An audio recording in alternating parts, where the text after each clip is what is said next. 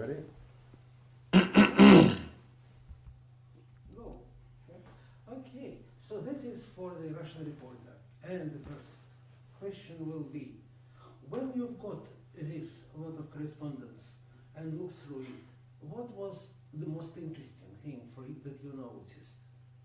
And does it have any value for society, or it's mainly bureaucratic correspondence? In looking through this vast archive of material, the first thing that I see is that it would take many years to actually get through it.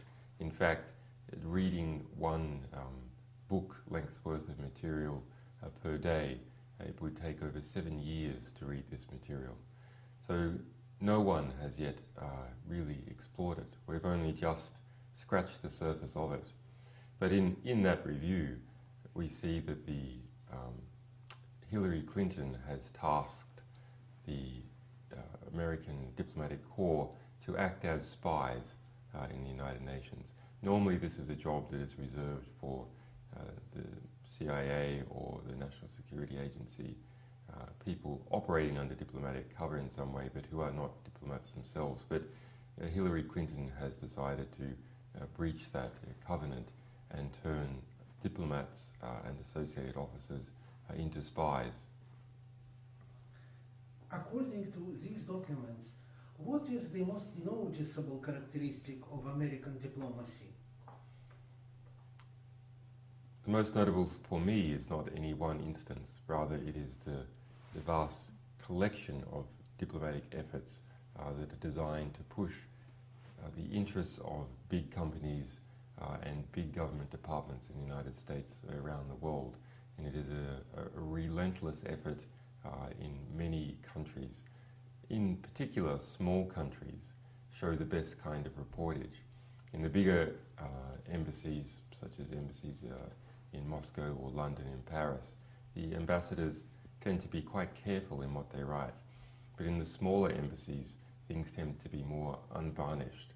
And we see there the local political population or local business leaders trying very hard to curry favour with the United States presence. Did you find any compromising facts about Russia? Or maybe it's just the reputation of American foreign policy will suffer losses because of this publication? Well, there are a number of reports in there of people going into American embassies and talking about their colleagues. And sometimes that is people speaking about corrupt Russian businessmen or allegations of corruption by Russian generals. And of course the view of the American ambassadors themselves about what the state of Russian affairs is. But generally I see that it's mainly the US presence and how it operates, and also the actions of the puppet states that it has, or the American client states.